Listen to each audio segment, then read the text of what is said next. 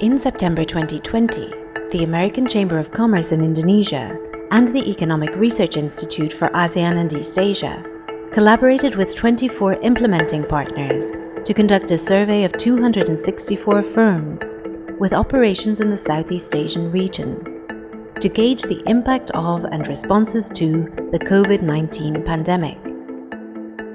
The majority of companies have Indonesia as their principal domicile, followed by the Philippines and the United States. Predominant sectors of those surveyed include services, information and communications technology, tourism and hospitality, and energy. Almost all firms have been negatively impacted in some way by COVID-19, with 88.5% reporting adverse impacts to varying degrees of severity. On average, companies experienced a moderately adverse impact. 3/4 of respondents have experienced a reduction in output, revenue, or sales across all countries of operation. By far the greatest factor contributing to the negative impact is demand, with 78% of the respondents citing it as the main reason. In addition to demand shock, several respondents identify lockdown and travel restrictions as the main cause of the difficulties.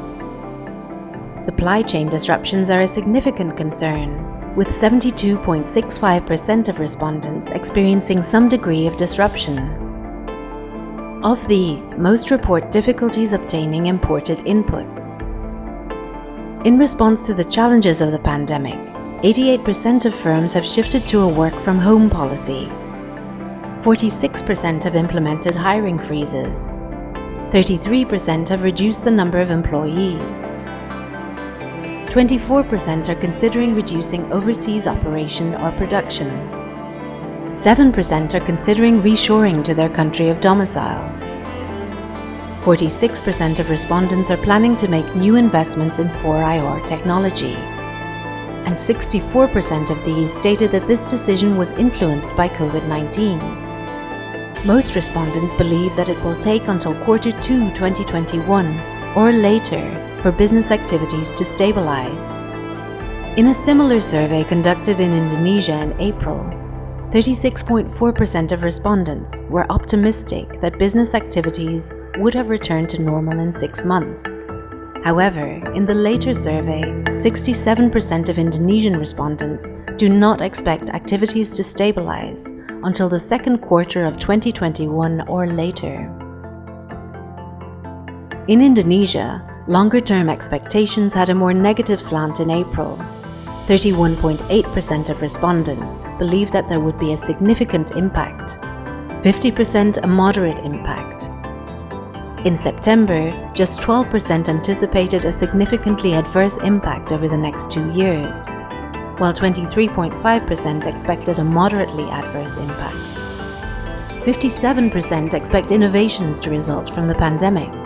Expected areas of innovation are automation, robotics, digitalization, e-commerce, and online events.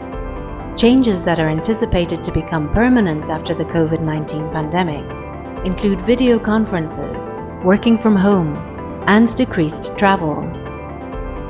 According to respondents, migration, free movement, and tax incentives are among the areas that should be addressed by ASEAN to mitigate the impact of the pandemic.